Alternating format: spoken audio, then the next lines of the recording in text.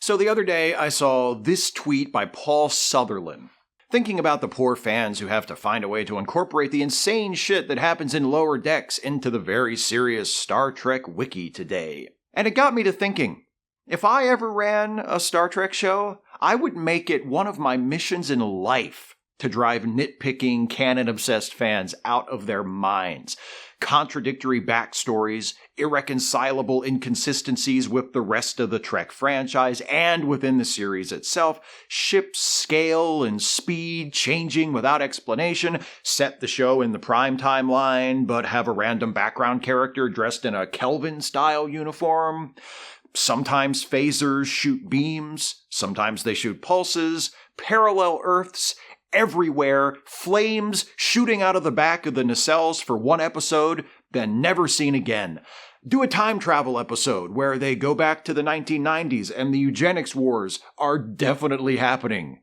Then do another episode in the same era a few seasons later where they definitely aren't. Have one of the characters be a huge fan of the TV show MacGyver. Then do an episode where MacGyver appears and is treated as having been a real historical figure all along, then goes back to being a TV character again after that episode.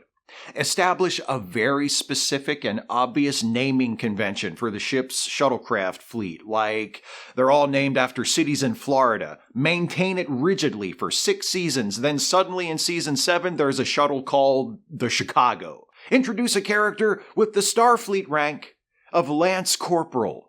Change the rules of the holodeck every time it appears in an episode. Sometimes holodeck food is real, sometimes it's holographic. Sometimes you can't walk into the walls while a program is running, sometimes you can, etc. Stardates have random numbers of digits, and sometimes multiple decimal points, and occasionally fractions. Set the show in the early 25th century, but then have someone refer to an event that took place in the 21st century by saying, that was over 500 years ago. Eternia, Etheria, Cybertron, and Carolot are clearly visible on star charts. The ship's chief of security is referred to in passing as a veteran of the Earth-Minbari War. The background of one shot includes a Klingon petting a Tribble without incident. U.S. history includes all actual presidents, plus randomly inserted fictional ones. One episode hinges on the ship getting lost in the Epsilon quadrant of the galaxy, which is treated as though it's always been there and then is never mentioned again. Sometimes ghosts exist,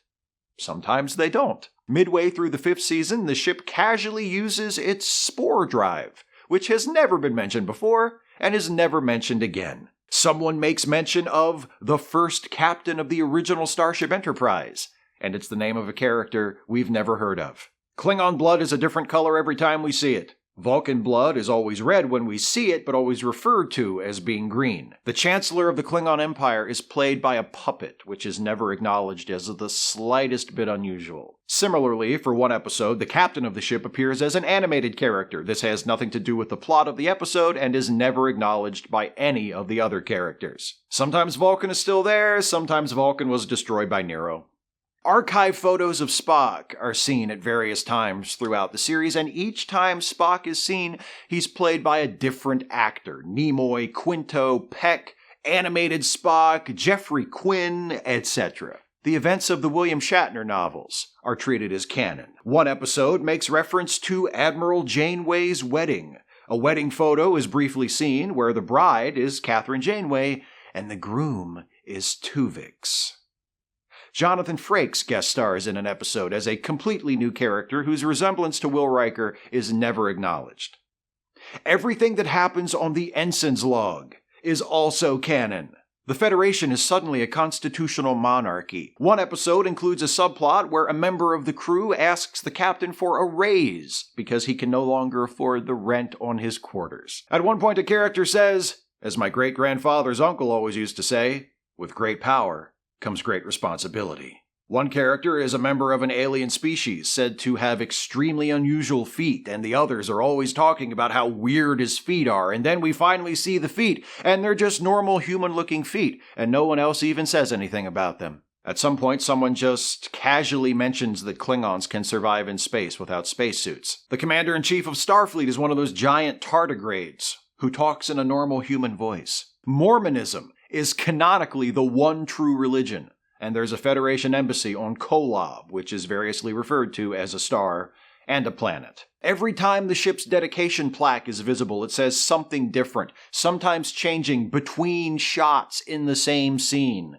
Every once in a while, characters casually refer to each other by their actors' real names. The first officer returns to the ship following a vacation, and someone asks, "So how was Jurassic Park?" Odo and Clayton Endicott III are established as having been the same person. Stage occasional flashbacks to the TOS era, which is sometimes depicted as looking like TOS and sometimes looking like Discovery/Strange New Worlds. Also, established TOS characters appear, played by new actors who are the wrong ages and wearing the wrong color uniforms. This doesn't really fit with the intentional inconsistencies gimmick, but I think it'd be neat if the captain's catchphrase for ordering the ship to warp was, "Step on it, you nut!" Suddenly, and without explanation, everyone stops quoting Shakespeare. On a remote planet in an uncharted region of space, the crew discovers a marooned man who turns out to be the real Tom Paris, whose identity was stolen by Nick Locarno nearly 30 years ago.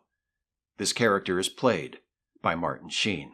Worf is inexplicably a member of the crew for one episode, then never seen or referred to again. The ship visits Nervala 4, where it turns out there's a third transporter duplicate of Will Riker who was just too nervous to introduce himself last time anyone was around.